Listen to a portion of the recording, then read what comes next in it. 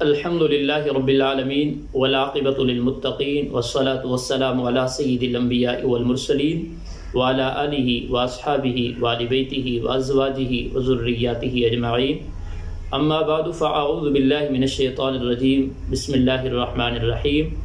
وَأَوْفُوا بِالْعَهْدِ إِنَّ الْعَهْدَ كَانَ مَسْئُولًا صدق اللہ العظیم۔ ان اللہ وملائکتہ یصلون علی النبی یا ایھا الذین آمنوا صلوا علیہ وسلموا تسلیما۔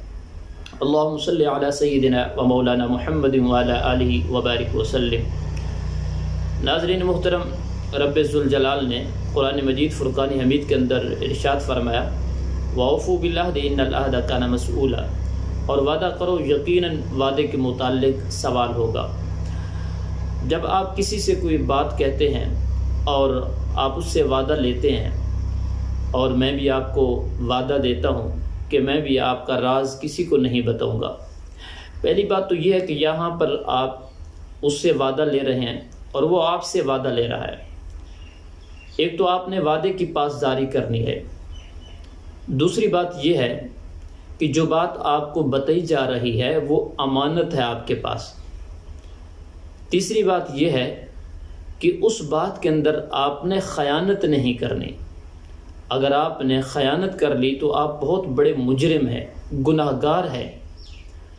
کسی کے راز کی حفاظت کرنا یہ بہت بڑے اجر کا کام ہے۔ اللہ ہم سب کو رازوں کی حفاظت کرنے کی توفیق عطا فرمائے۔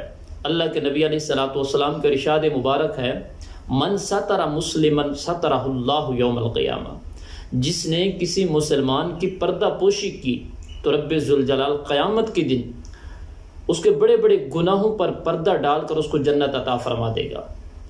آج تو سوشل میڈیا کا دور ہے نا، ہم یہاں سے ایک بات سنتے ہیں، ایک مجلس میں ہم نے بات بتائی ہے، مجلس سے بات سنی ہے، اور وہاں پر بات یہ طے ہو جاتی ہے کہ یہاں سے اٹھنے کے بعد کسی کو بات نہیں بتانی، چاہے گھریلو معاملات ہوں، چاہے دفتر کے معاملات ہوں، جہاں پر بھی دو بندے، تین بندے، چار بندے اکٹھے بیٹھ کے کوئی بات طے کر رہے ہیں اور آپس میں یہ بات طے ہوتی ہے وہاں پر کہ یہ راز میں رکھنا ہے، کسی کو بتانا نہیں ہے، تو آپ نے وعدہ کیا ہے ان کے ساتھ کہ ہم نے کسی کو نہیں بتانا۔ اب وعدے کی پاسداری بھی کرنی ہے۔ ایک وہ بات آپ کے پاس امانت ہے، اس امانت کے اندر خیانت نہیں کرنی۔ دوسرا، راز کو فاش نہیں کرنا۔ اللہ کے نبی علیہ الصلوۃ والسلام کے پیارے صحابی حضرت عبداللہ بن مسعود رضی اللہ تعالی عنہ، آپ فرماتے ہیں نبی علیہ الصلوۃ والسلام کے ارشاد مبارک ہے، جب دو شخص آپس میں ایک دوسرے کو رازدان بتا دیں تو ایک کے لیے دوسرے کے راز کو فاش کرنا جائز نہیں ہے، اس لیے کہ جب ایک راز کو فاش کرے گا تو دوسرے کو تکلیف پہنچے گی۔ حضرت جابر رضی اللہ تعالیٰ عنہ فرماتے ہیں نبی علیہ الصلوۃ والسلام نے ارشاد فرمایا کہ ایک شخص کی بات دوسرے کے پاس امانت ہے، اس لیے راز کی حفاظت کرنا یہ بہت بڑا اجر کا کام ہے۔ آج ہم نے اس بات کو چھوڑ دیا ہے۔ اللہ کے نبی علیہ الصلوۃ والسلام کے صحابہ دوسرے کے رازوں کی کیسے حفاظت کرتے تھے۔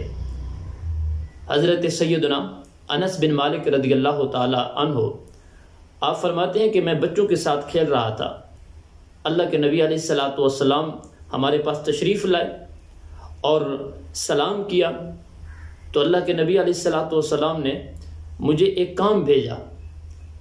میں اپنی والدہ ماجدہ کے پاس دیر سے گیا تو میری والدہ ماجدہ نے مجھ سے پوچھا کہ بیٹے کیا بات ہے کہ آج تم دیر سے آئے ہو؟ میں نے عرض کیا امی جان، اللہ کے نبی علیہ الصلوۃ والسلام نے مجھے ایک کام بھیجا تھا، اس کام کی وجہ سے میں آپ کے پاس لیٹ آیا ہوں۔ آپ کی والدہ ماجدہ فرماتی ہیں کہ بیٹا وہ کون سا کام تھا؟ حضرت انس بن مالک رضی اللہ تعالیٰ عنہ فرماتے ہیں امی جان وہ میرے اور رسول اللہ صلی اللہ علیہ وسلم کے درمیان راز کی بات ہے۔ اب ماں بھی انس بن مالک کی تھی، اللہ ہمیں بھی ایسی مائیں عطا فرمائے جو بچوں کی بہترین تربیت کرے۔ آپ فرمانے لگی بیٹا یہ آپ کے اور اللہ کے نبی علیہ الصلوۃ والسلام کے درمیان راز کی بات ہے، اس کو کسی پر زہر مت کرنا۔ اللہ اکبر، یہ دیکھیں کیسی تربیت ہے، گھر سے تربیت مل رہی ہے۔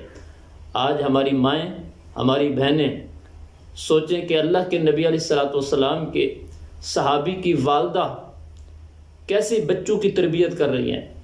اگر آج ہم بچوں کی تربیت کریں کہ گھر کی باتیں باہر نہیں بتانی، اگر گھر میں کوئی لڑائی جھگڑا ہو چکا ہے، کوئی تلخ کلامی آپس میں ہو چکی ہے، تو گھر کی باتیں باہر نہ بتائیں، تو آپس میں پیار و محبت بڑھے گی، نفرتیں ختم ہوں گی۔ حضرت انس بن مالک رضی اللہ تعالیٰ عنہ فرماتے ہیں، اللہ کی قسم وہ راز اگر میں کسی کو بتا دیتا تو اے ثابت تمہیں ضرور بتاتا۔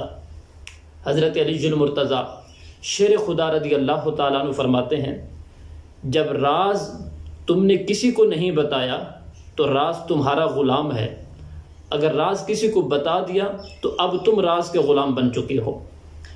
ایک بزرگ تھے، ان کے بارے میں آتا ہے کہ اس کی اور بیوی کی آپس میں تلخ کلامی رہتی تھی، تو اس کے ایک دوست نے پوچھا کہ تمہاری بیوی کے اندر کون سا یہ عیب ہے جس کی وجہ سے تمہاری تلخ کلامی رہتی ہے، آپس میں لڑائی جھگڑا رہتا ہے؟ تو وہ کہنے لگا کہ تم ہو تو میرے دوست، لیکن میرے اندرونی معاملات میں تمہیں دخل اندازی دینے کا کوئی حق نہیں ہے، تمہیں یہ حق نہیں پہنچتا کہ میری بیوی کے بارے میں پوچھو کہ اس کے اندر کون سی خرابی ہے، وہ میری بیوی ہے۔ پھر اچانک اس نے اپنی بیوی کو طلاق دے دی، تو پھر وہ سائل جو تھا، اس کا دوست جو تھا، اس نے پوچھا کہ اب تو مجھے بتا دو، اب تو وہ تمہاری بیوی بھی نہیں ہے، کون سی خرابی تھی جس کی وجہ سے تمہارا لڑائی جھگڑا ہر وقت رہتا تھا اور تم نے اب اس کو طلاق بھی دے دی ہے؟ تو اس نے کہا کہ اب تو وہ میری بیوی ہی نہیں رہی، اب وہ میری بیوی نہیں ہے، اب وہ غیر عورت ہو چکی ہے۔ یہ اسلام نے مجھے منع کیا ہے کہ کسی کے عیبوں کو نہیں اچھالنا چاہیے، اس لیے راز کی حفاظت کرنا یہ بہت بڑا اجر کا کام ہے، اور جو راز کو پھیلاتا ہے لوگوں کے درمیان، وہ بتا دیتا ہے، وہ سب سے برا بندہ ہے۔ اللہ کے نبی علیہ السلام نے ارشاد فرمایا، قیامت کے دن سب سے برا آدمی وہ ہوگا جو اپنی بیوی سے ملے اور بیوی اس سے ملے اور پھر اس کے راز کی باتیں لوگوں کے درمیان رکھ دے۔ آج ہمارے معاشرے میں یہی ہو رہا ہے نا، جب نئی نئی شادی ہوتی ہے تو لڑکا صبح کو اپنے دوستوں کو باتیں بتا دیتا ہے، لڑکی جو ہے سہیلیاں ملنے آتی ہیں دوسرے دن تیسرے دن تو پھر وہ ان کو بتا دیتی ہیں۔ تو اسلام نے اس چیز سے منع کیا ہے کہ مرد کو حق نہیں ہے کہ وہ اپنی بیوی کی باتیں اپنے دوستوں کو بتائے، اور بیوی کو بھی حق نہیں ہے کہ وہ اپنے مرد کی راز کی باتیں اپنی سہیلیوں کو بتائے۔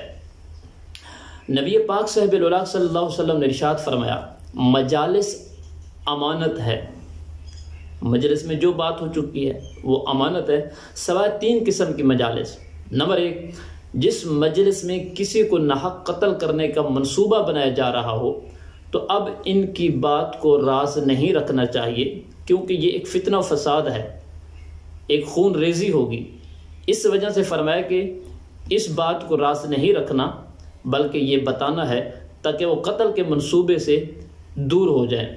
دوسرے نمبر پہ نبی علیہ السلام نے فرمایا کہ حرام جماع کا منصوبہ بنایا، کسی نے بدکاری کا منصوبہ بنایا ہے تو اس کی بات کو زہر کر دینا ہے، اس کی بات کی حفاظت نہیں کرنی۔ تیسرے نمبر پہ ناحق مال لینے کا کوئی منصوبہ بنا رہا ہے، کوئی چور ہے، ڈاکو ہے، اگر وہ کسی سے مال چھیننے کا ایک منصوبہ بنا رہے ہیں کہ وہاں پر ڈاکہ لگائیں گے، اس سے مال چھینیں گے، تو اب اس کے بات کو زہر کرنا ہے، اس کی بات کی حفاظت نہیں کرنی۔